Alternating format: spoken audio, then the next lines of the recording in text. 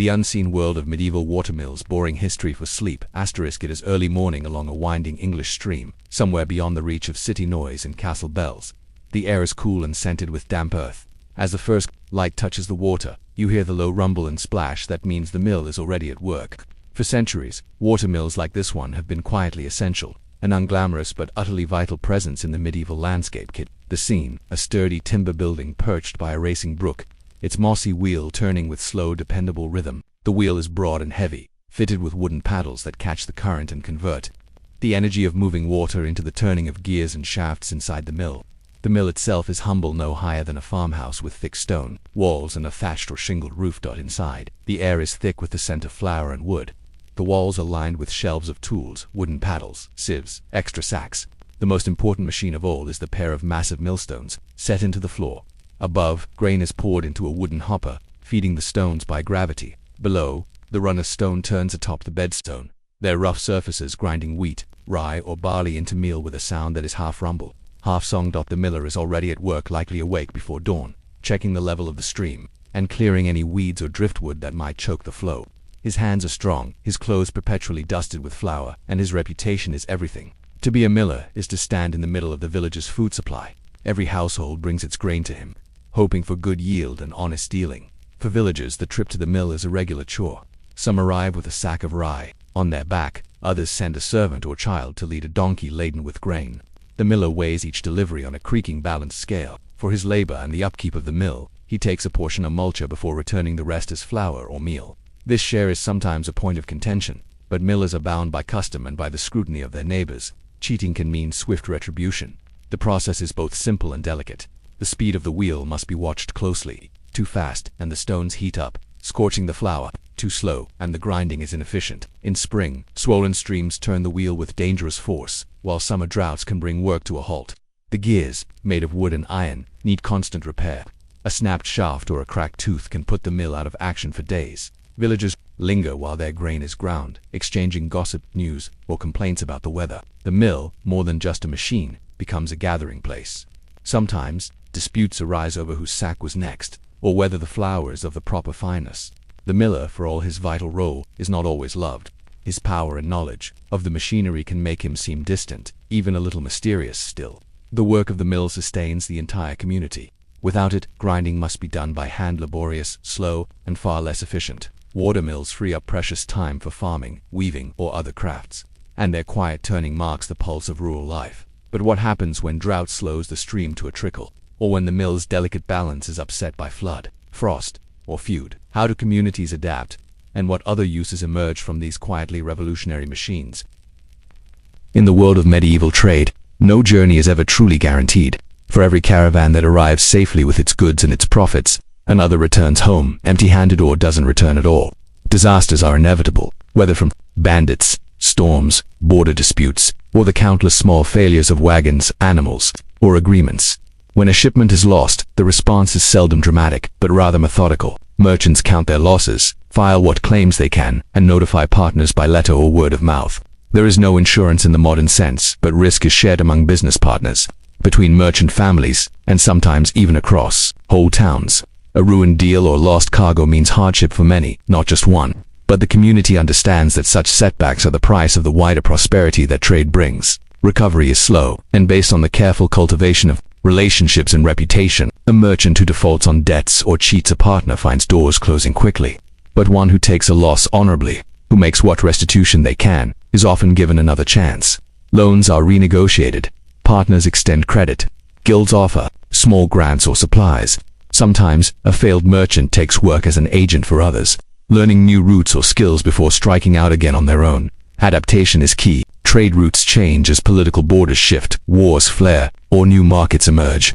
A merchant who once dealt in English wool may find more profit in Flemish cloth, or switch from salt to spices as demand grows. Innovation continues quietly, but wagons, improved ledgers, new forms of correspondence and safe conducts. Some merchants even move into banking, lending money to other traders or to local lords, gradually shaping the earliest outlines of modern finance. The merchant's life is one of constant calculation and compromise, but also of subtle resilience. Failures are frequent, but ruin is rare. Most learn to diversify their risks and spread their investments. Families send sons and daughters into other trades, marry into new regions, or invest profits in land and property. Over time, the web of connections thickens, and the reach of trade extends further north into Scandinavia, south into Italy and Spain, east along the rivers to Russia and beyond. The cities and towns themselves grow and change as a result. Markets expand, new quarters are built, and roads are repaired or widened. The slow, steady march of the merchant's caravan shapes the very fabric of medieval life, bringing not just goods, but news, ideas, and even new customs from distant lands. What begins as a boring and repetitive routine, the loading, the bargaining, the cautious journey, becomes, over centuries, the quiet engine of social and economic change. Few merchants leave grand monuments or heroic tales. Their lives are recorded in ledgers, in faded contracts, or in the family names that still mark the city streets. Yet their endurance through mishaps, monotony, and the slow tides of history creates a legacy as lasting as any knight's castle or bishop's cathedral. So as you settle into rest, picture the last glimmer of lantern light over a sleepy caravan, the hush of horses munching fodder, and the quiet murmur of traders counting their coins and planning the next day's road. In their steady persistence is a lesson that history is made not only in moments of glory, but also in the long, careful journeys that knit the world together, one boring mile at a time. As the days pass and the seasons shift, the steady work of the watermill is rarely interrupted unless, of course, the forces of nature intervene. The mill's very efficiency is bound to the whims of weather, and the stream that powers it can be friend or foe with little warning. In times of drought, the wheel slows to a crawl. The once mighty stream becomes a shallow trickle, exposing slick stones and clusters of reeds. The miller rises before dawn, hoping the night's dew has swollen the current, but sometimes he finds only disappointment. With the wheel barely turning, villagers queue longer and grow anxious. Flour supplies run short, and tempers fray. Some try to grind grain by hand at home, using heavy corn stones, a job that leaves arms aching and produces coarse, uneven meal. The miller does his best, rationing the output, sometimes taking a smaller share of flour, as his fee to help the village through the lean times. Flood is an equally dangerous foe. When heavy rains fall or snow melts quickly in the hills, the quiet stream becomes a raging torrent. Water roars over the banks, uproots trees, and hurls debris against the wheel. Sometimes the wheel itself is swept away, or the foundation of the mill is undermined by swirling currents. The villagers rush to help, stacking sandbags, clearing snags, shoring up the banks, but nature's power is hard to resist. Repairs can take weeks, and in the meantime, other nearby mills may become overcrowded, or, if all are affected, the whole valley can face hardship. In normal times, the mill is more than a place for grinding grain. Medieval engineers, always looking for efficiency, adapt the mill for other uses. Some mills are modified to full cloth, pounding woven woolen fabric to thicken it, a process known as fulling. Others are fitted with saw blades, used to cut timber into planks for building houses or carts. A few even grind pigments for paint, press olives for oil, or crush seeds for lamp fuel. Ownership of the mill is a matter of importance and pride. Many are owned by local lords or monasteries, leased to the miller in exchange for a share of the proceeds. Disputes over rights and access are common. Villagers may be required by law to use only the lord's mill, a monopoly that can cause tension, especially if service is slow or the miller is suspected of dishonesty. In some places, enterprising villagers band together to petition for a second mill, or, rarely, to build a hand-powered communal mill. The technology of the mill advances slowly but surely. Skilled craftsmen improve the gears, introduce metal components, or design more efficient wheels, overshot, breastshot, or undershot, each suited to different streams and landscapes. Some ambitious lords build mill races or small dams to control the water flow, ensuring a steadier supply. These innovations, while incremental, add up over generations, gradually increasing the village's prosperity. Social life continues around the mill's hub. Women bring laundry to wash in the clear pools above the mill, or fill buckets to carry home. Children skip stones across the mill pond, and herders water their animals downstream. The rhythmic noise of the wheel, the steady drone of the stones, and the gentle chatter of neighbors become the soundtrack of rural existence. Yet the mill is not immune to outside change. War, shifting population, or the arrival of new technologies such as windmills in some regions can challenge the old order. What happens to a community when the mill falls silent, or when new forms of power begin to reshape daily life? And how does a seemingly humble technology leave a mark on history, long after the last wheel has turned? As centuries pass, the quiet revolution of the watermill leaves its mark on landscape, community, and history.